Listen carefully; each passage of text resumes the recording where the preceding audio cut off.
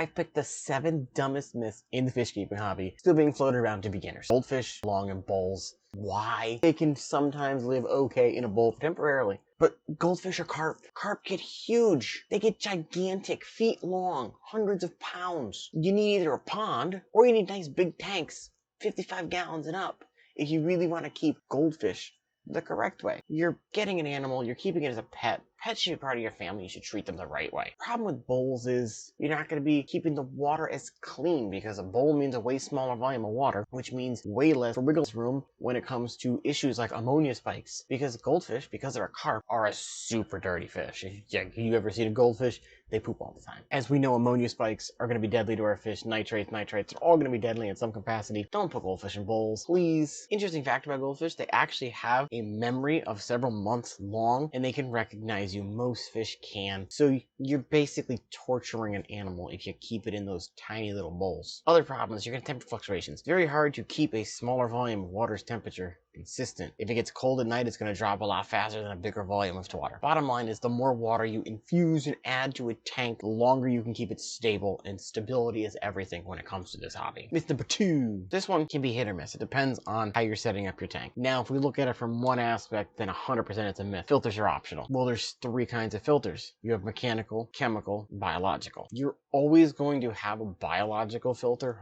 but if you do something like a bottomless tank with very little decor, your biological filter is going to be a lot less than somebody who at least has substrate in their tank. I tried cycling a tote one time, put nothing in it for substrate. It would not cycle. It would refuse to get past the ammonia phase of the cycle. I threw in some sand and it cycled like normal because the bacteria had things to attach to. You need stuff to attach to. I know people love their bare bottom tanks. If you're one of them, please don't hate me. I'm sure you're doing a wonderful job. But for people that are just starting out, this idea that you don't need any kind of filtration at all is a no-go. When you get more advanced, if you want to try different things, that's fine. When you're just starting out, you need some kind of filtration, because you need that nitrogen cycle going, which is what helps break down your other things in your tank that keep everything healthy. At the very least, have a sponge filter in your tank, please. Or get one of the sponge filters you can plug in if you don't want to have an air pump. They're so affordable now. I've gotten them off of Amazon. There's links in the down there. You can get them and they work great. At least get one of those. If you're not going to get a whole hang on the back filter,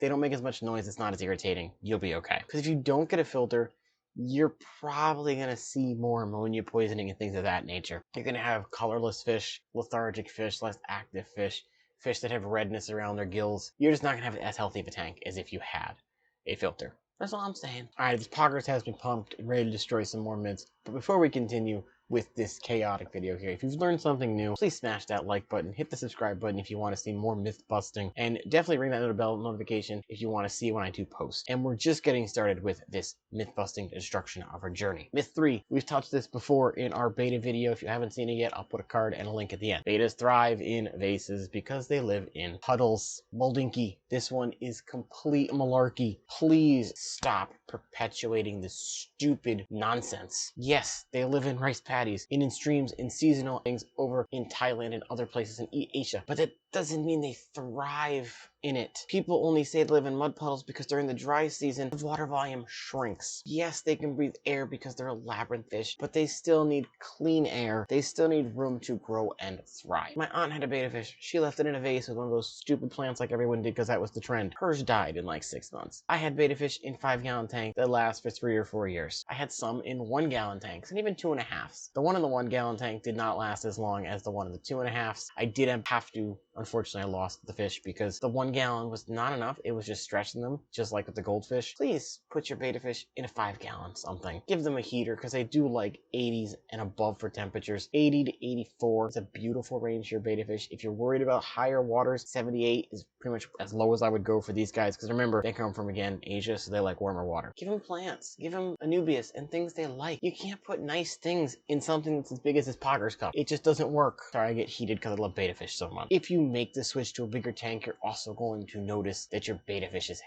happier, and it's going to show off more of its natural instincts and just be a better fish and more interactive for you. If you are a beta fan and hate this myth as much as I do, get the like button to smash. I want to hit 1K on this video for likes. That means we have saved almost 1,000 fish. If 1,000 people watch this and hit the like button, we could save 1,000 beta fish. Myth 4. You shrimp keepers out there will be happy with this one. All fish eat shrimp. You can't keep shrimp with fish. Well, that is true and false at the same time. There are species of fish that you can keep shrimp with happily. Corridors, neon tetras, otocinclus, other smaller fish, they're not going to predate your shrimp. Obviously, you're not going to be putting shrimp in with African cichlids or shrimps in with other cichlids that are more aggressive and are going to eat them. Even some beta fish will kill your shrimp. Also depends on the shrimp. A mono shrimp or a bigger shrimp and usually a little more easy to healthy. Your neocaradinas and your caridinas are usually smaller and they can get predated on easier. Bamboo shrimp, if you're looking for a really cool shrimp that you want to keep in a community setting, get a bamboo shrimp because they get a couple inches long and they're not your tiny little itty bitty guy that can easily get eaten. I have a shrimp colony downstairs that's been going for 3 years now and they live happily with some guppies in their tank, so they get along well. Before we get too far into the video, I do want to give a big shout out to today's video sponsor. Of course, Poggers. They're a natural energy drink company. They offer hydration formulas, sleep formulas, and energy formulas. I have their sour green apple, their blue raspberry, and their rocket pop flavor, which tastes like a rocket pop popsicle. That's going to have about 200 milligrams of caffeine, and it's also free from artificial dyes, color, and sugar. They are 100% natural. Check out their link in the description and pin comment. Code FISH, you save 10% off on your order. I cannot do Monsters and Red Bulls and other not natural energy drinks because it causes my heart to race. And the last one I had one, I ended up in the hospital. When you start drinking one of these, you can definitely tell you've got some kick of caffeine. Please check them out. It means so much to me if you do so. Thank you. Let's get back into these myths busted. This next myth is an interesting one that is simply saying tap water is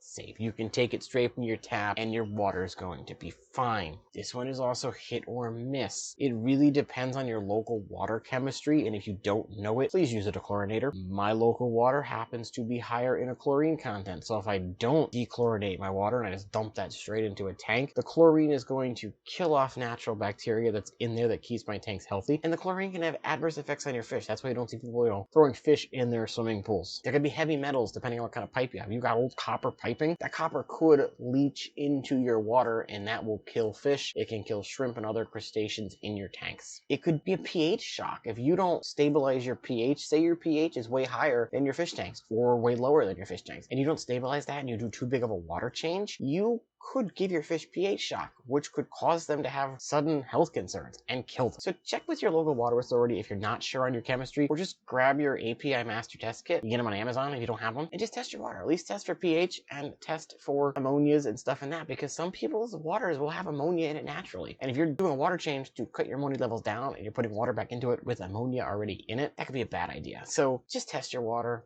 Do some research on your local water before you go all willy-nilly and just dump it in. Tap water, for me, I just clean my sponges with just tap water. I don't worry about using tank water and dechlorinating the water because there's enough, for me, in my opinion, beneficial bacteria throughout the rest of the tank. I'm mostly using my sponges to pull particles out of the water and trap those. So if you want to use tap water to clean your sponges, go at it, because I've had no problem there. I have a merch store, and I just put a bunch of new designs out there. If you're looking for a novelty fish shirt or just something different and fun to wear. This number 6 kind of goes along with the one we just had about tap water being safe. It's some people consider water changes dangerous. Now, if you've seen my video on all my fish almost dying, yes, there can be times your water changes could be dangerous. But if you're doing it correctly and you're not just putting water that's 20 degrees colder into your tank, your fish aren't going to be stressed and shocked from it. Not doing water changes is more likely to hurt your fish than actually doing them, because nitrates will build up, TDS will build up, you'll get more minerals in your water, which will slowly harm your fish over time. Do proper water changes. Make sure you're not putting water that is super cold into your tank. If you keep your tank at 80 degrees, leave your water out. Heat it up a little bit. Use hot water when you fill it up. Thermometer test it before you put it in your tank. I usually try to keep my water within 3 or 4 degrees when I dump it in the tank. Do it the wrong way, your fish are going to tell you. You'll see them be colorless and gasping and not happy at all. If you do it the right way, the fish really aren't going to notice. Rule of thumb is do